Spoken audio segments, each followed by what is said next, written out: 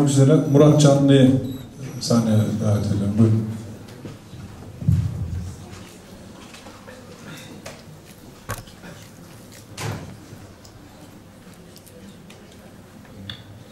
Herkese merhabalar. Mümkün olduğunca kısa söylemeye çalışırsam ben teknik bir hata yaptığımızı düşünüyorum. Ne yapamadığımızı ya da ne yapmamız gerektiğini konuşup duruyoruz. Hep aynı şeyleri söylüyoruz. Benim yaşımdan uzun süredir dernekçilik yapan insanların yanında bu konuda ahkam kesmek istemem ama ben de yaklaşık 30 yılı falan geçirdim dernekte. Ne yapamadığımızı söylemek bir işe yaramıyor ve biz bunu fark etmiyoruz. Niye yapamadığımızı, nasıl yapmamız gerektiğini tartışmamız lazım. Ne yapılmasını söylemek de bir işe yaramıyor. Yapmak lazım. Benim buna ilişkin 2 tane önerim vardı. O 2 öneri için gelmeden önce kaç defa salonu tekrar ettim. Tekrar saydım.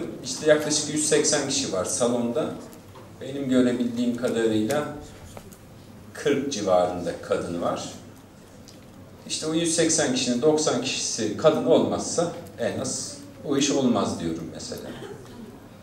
25 yaşın altında tahmin etmeye çalışıyorum yaşlarını arkadaşlarım. Görebildiğim kadarıyla görevler dışında 10 tane, 12 tane falan arkadaş var.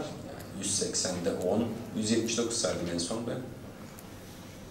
Onun sayısı artmazsa da olmaz. Ben daha önce haberdar değildim. Sadece birkaç yerde ismini duymuştum. Çerkesya Gençlik Meclisi temsilen konuştu arkadaşım. O da güvenin dedi. Gençlerin de öz eleştiri yapması lazım. Gelmezsen, slogan atmak dışında bir şey yapmazsan sana da çok güvenmezler. Sen de kendini ispat etmek zorundasın.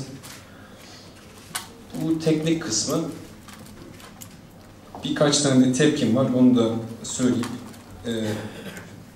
süreyi de ziyadesiyle kısa tutup kapatacağım. Bir tanesi federasyonların sayısının artması sonrasında Facebook gibi sosyal medyada çok dönüyor. Diyalog ve tekrar bir çatı altında toplanma. Tekrar bir çatı altında toplanacaksak bölünmenin lüzumu yok.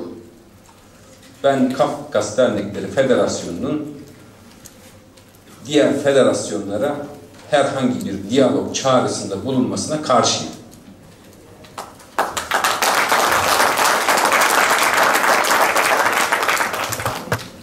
Bu aynı çatı altında toplanmaya ilişkin olarak da ben daha önce çok görev aldım federasyonda, derneklerde bir türlü içimden geçeni söyleyemiyordum. Şimdi görev almıyorum, çok rahatlamış hissediyorum kendimi bu anlamda. Bu bir çatı altında toplanma konusuna ilişkin olarak da vaciler cenaze için ayrıldı herhalde. Onun söylediklerinin tamamına katılmıyorum ama söylediği bir şey var. Omurgalı durmak diye bir yere, büyüklerim beni affetsin ama başka daha nazik bir ifade bulamıyorum bunun için. Bir yerlere yaslanmadan kendi ayaklarının üzerinde durmak da diyebilirim ben. Ben bu örgütün sadece ve sadece omurgalı duranlarla işbirliği yapması taraftarıyım. Düzenli X, Y, Z sebeple, bu siyasi çıkarlar olabilir, ekonomik çıkarlar olabilir, sosyal çıkarlar olabilir. Her ne sebeple ise bir yerlere yaslananlarla federasyonun aynı çatı altında toplanmasına da karşıyım. Biz kendimizi düzeltirsek, kendi eksiklerimizi düzeltirsek biz bize yeteriz. Bunu da söylemek istiyorum. Bir de bu Dünya Çerkes Birliği konusuna ilişkin olarak söyleyeceğim. Ben Kafkas Dernekleri Federasyonu'nun Dünya Çerkes Birliği de yer almaya devam etmesi gerektiğini düşünüyorum. Burada da Dünya Çerkes Birliği ile ilgili sorunların büyük müsebbiplerinden bir tanesinin de Kaffet olduğunu düşünüyorum. Biz eksik yaptığımız için, biz yanlış yaptığımız için, biz bu konuyla yeterince ilgilenmediğimiz için, biz Kafkasya'yla yeterince ilgilenmediğimiz için Dünya Çerkes Birliği'nin bence bu kötü durumda olduğunu düşünüyorum. Bizim bu konuya eğilmemiz lazımdı. Biz eksik yaptık. Onun için Dünya Çerkes Birliği başkalarının eline düştü. Geri almak gerekiyordu. Almadık. Bu bir tarafı. İkinci bir tarafı daha var bence bu konunun. Bir de Kafkasya Dünya Çerkes Birliği'nden ibaret bir yer değildir. Biz Kafkasya ile ilişkilerimizi Dünya Çerkes Birliği ile ilişkilere indirgedik. Orada da yanlış yaptık. Kafkasya'da bir sürü başka sivil toplum örgütü var, üniversiteler var.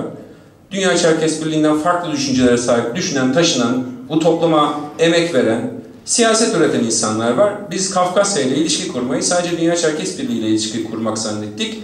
Ya da oradaki üniversitelerle ilişki kurmak zannettik, devletlerle ilişki kurmak zannettik. Halbuki orada ilişki kurmamız gereken bir sürü başka insan, bir sürü başka yapı var.